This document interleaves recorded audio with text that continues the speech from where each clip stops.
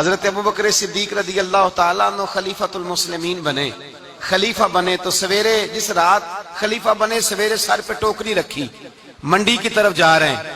حضرت عمر فاروق رضی اللہ تعالیٰ عنہ مولا علی شیر خدا کو کسی نے بتایا کہ وہ تمہارا خلیفہ تو جا رہا ہے مزدوری کرنے، وہ تو جا رہا ہے کمائی کرنے۔ حضرت علی شیر خدا مولا کائنات جناب فاروق اعظم دونوں نے رستے میں روکا کہ ابو بکر کہاں جا رہے ہو؟ فرمانے لگے کام کرنے جا رہا ہوں، مزدوری کروں گا، منڈی میں جاؤں گا، تجارت کرتا تھا اس کو جاری رکھوں گا، بچوں کا پیٹ بھی تو پالنا ہے۔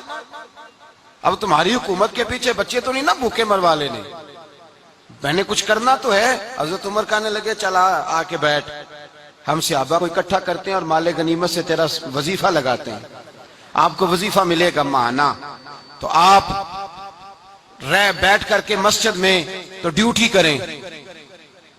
بیٹھ گئے، مشاورت ہوئی تو حضرت ابوبکر صدیق رضی اللہ تعالیٰ عنہ سے پوچھنے لگے جناب بتلائیے آپ کا کتنا وظیفہ لگایا جائے؟ تو حضرت ابوبکر صدیق فرمانے لگے اتنا لگا دو جتنی ایک مزدور کی تنخواہ ہوتی ہے۔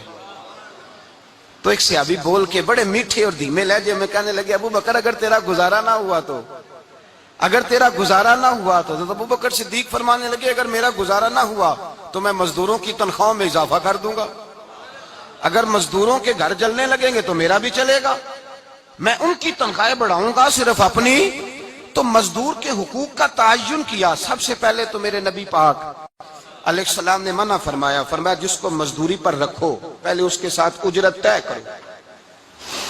حضور صلی اللہ علیہ وسلم نے فرمایا جب تک اجرت واضح نہ ہو جاؤ کسی کو کام پر، جب تک اجرت واضح نہ ہو جائے، مکمل نہ ہو جائے کہ کیا دینا ہے، طے کرے۔ کیا لوگے جو جناب دے دیں گے لے لوں گا، شریعت اس کو پسند نہیں کرتی، محبوب نہیں رکھتی۔ پہلے اس کے ساتھ پہلا حق مزدور کو یہ دیا کہ اس کی اجرت پہلے، بولیے اجرت پہلے اجرت طے ہوگی، یہ پہلا حق ہے۔ اور مزدور کا دوسرا حق کیا بیان کیا میرے نبی پاک نے؟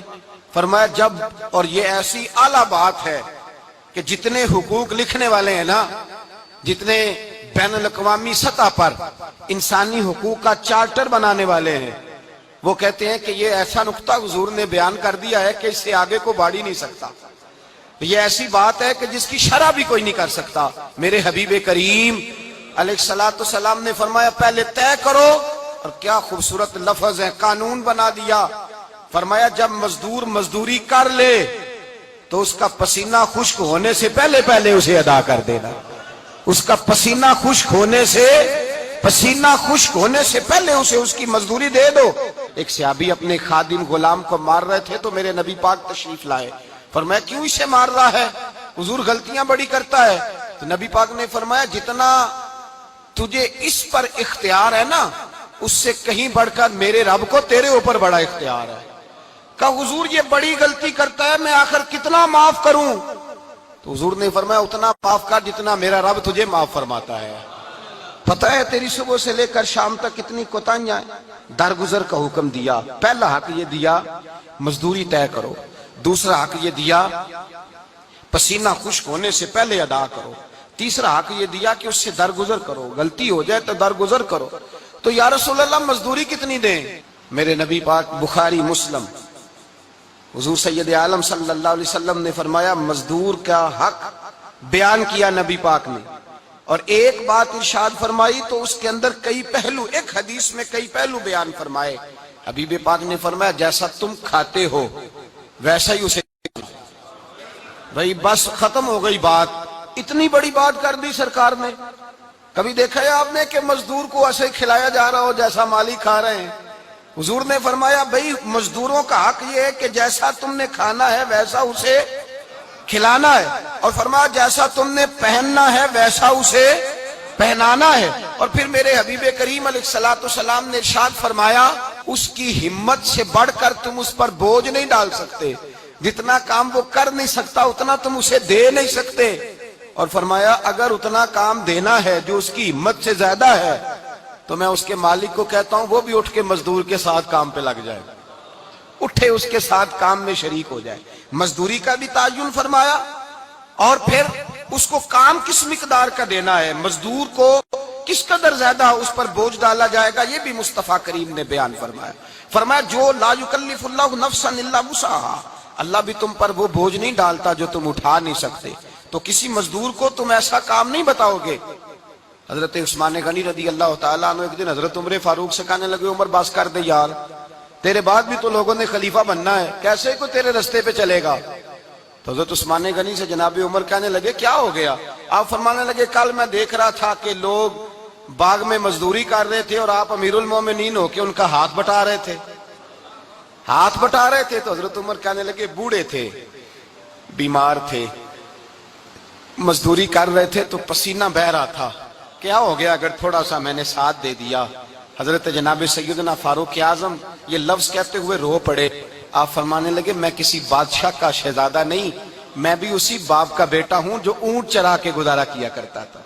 میں نے آگے بڑھ کے لوگ حیثیت بھول جاتے ہیں، اپنی حیثیت بھول جاتے ہیں۔ اللہ تبارک و تعالیٰ جب کچھ عطا کرتا ہے ان کا رویہ اپنے ماتحتوں کے ساتھ اتنا سخت اور جابرانہ آمرانہ ہو جاتا ہے، اس قدر زیادہ ان کے لب و لہجے میں کڑواہٹ آ جاتی ہے، اس قدر زیادہ ان کی طبیعتوں کے اندر سختی اور غرور بھر جاتا ہے کہ وہ احساس ہی نہیں کرتے کہ جو سامنے بیٹھا ہے وہ بڑا ایک دکھی انسان ہے اور وہ تکلیف میں ہے، وہ آزمائش میں اپنے آپ کو مبتلا سمجھ رہا ہے۔ حضرت ابو ذر غفاری رضی اللہ تعالیٰ عنہ فرماتے ہیں میں اپنے ماتحتوں کے حق میں بڑا سخت تھا، سخت تھی میری طبیعت، میرے غلاموں کی جرت ہی نہیں تھی کہ وہ میرے سامنے گفتگو کر سکیں اور ٹھہر بھی سکیں۔ فرماتے ہیں جس دن میں کلمہ پڑھنے گیا، جس دن میں حضور کی بارگاہ میں، تو میں نے کہا حضور کوئی خاص نصیحت؟ تو نبی پاک نے فرمایا میری نصیحت تیرے لیے یہ ہے کہ جیسا تو نے کھانا ہے ویسا ہی غلام کو کھلانا ہے، جیسا تو نے پہننا ہے ویسا ہی غلام کو پہنانا ہے۔ حضرت ابو ذر کہتے ہیں جو میرے اندر کمی تھی وہی میرے نبی نے نصیحت کر دی، جو میرے اندر کوتاہی تھی وہی غیب جاننے والے رسول نے بتلا دی۔ فرماتے میں گھر گیا، جب میں جاتا تھا تو ملازموں کا سانس خشک ہو جاتا تھا، وہ کانپنے ہانپنے لگتے تھے کہ جانے اب یہ کیا کرے گا۔ حضرت ابو ذر غفاری فرماتے میں گیا، ایک شخص سے میں نے کہا کھانا پکاؤ، کھانا پکایا، دسترخوان پہ لگایا اور اپنے سارے ملازموں کو کہا آؤ یار میرے ساتھ بیٹھ کے روٹی کھاؤ، آؤ سارے میرے ساتھ بیٹھ کے کھانا کھاؤ۔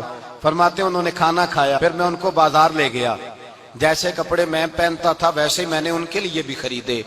فرماتے ہیں میرے غلام کہنے لگے آقا خیر تو ہے نا، خیریت تو ہے نا، کیا ہوا؟ مزاج مبارک تو ٹھیک ہے، کیا ہو گیا؟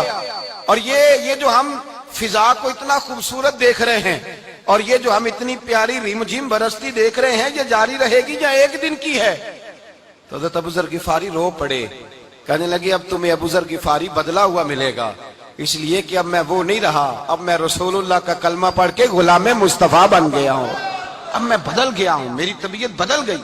غلاموں کے حق میں حضرت مولا علی شیر خدا غلام کو لے کر کے گئے دکان پر، حضرت مولا علی غلام کو لے کر گئے کپڑے کی دکان پر، 2 جوڑے خریدے، ایک کم قیمت کا ایک زیادہ قیمت کا، ایک کم قیمت کا ایک زیادہ قیمت کا، 2 جوڑے خریدے۔ جب واپس لوٹے تو غلام سے کہنے لگے تو اپنا لے لے۔ غلام کو پتا تھا کہ اس زمانے میں ہوتا کیا تھا، اس نے کم قیمت کا جوڑا اٹھایا۔ حضرت علی فرمانے لگے عجیب آدمی ہے، یہ تو تیرا نہیں، یہ تو میرا ہے۔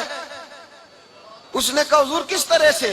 آپ فرمانے لگے تیرے لیے قیمتی جوڑا اس لیے خریدا ہے کہ تو جوان ہے، اور میں نے اپنے لیے اس لیے چھوٹا خریدا ہے کہ میں تو اب بوڑھا ہو گیا ہوں، مجھے تو حاجت نہیں۔ کہنے لگا حضور بوڑھے اور جوان کا مطلب نہیں، آپ علی ہیں، من کنت مولا فہذا علی، علی مولا، علی مولا، آپ چونکہ مولا علی ہیں اور آپ امیر المومنین ہیں، لہذا آپ نے تخت پر بیٹھنا ہے، آپ نے سلطنت کو چلانا ہے، آپ پہنیے۔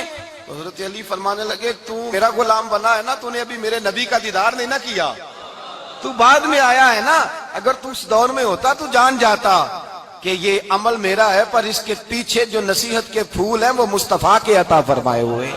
تو بھائی یاد رکھیں نبی کریم سید عالم صلی اللہ تعالی علیہ وآلہ وسلم نے تعین فرمایا مزدور کے حقوق کا، تعین کیا۔ حضرت حکیم بن حزام کہتے ہیں میں حضور کی بارگاہ میں بیٹھا تھا تو نبی پاک صلی اللہ علیہ وسلم سے میں نے کہا یا رسول اللہ آپ کو کون سا آدمی پسند ہے، کون سا محنت کرنے والا پسند ہے؟ تو حضور نے فرمایا جس کے دونوں ہاتھ کام کریں، دونوں پیر چلیں اور اس کی پیشانی پر پسینہ آئے، وہ بندہ مجھے بڑا اچھا لگتا ہے۔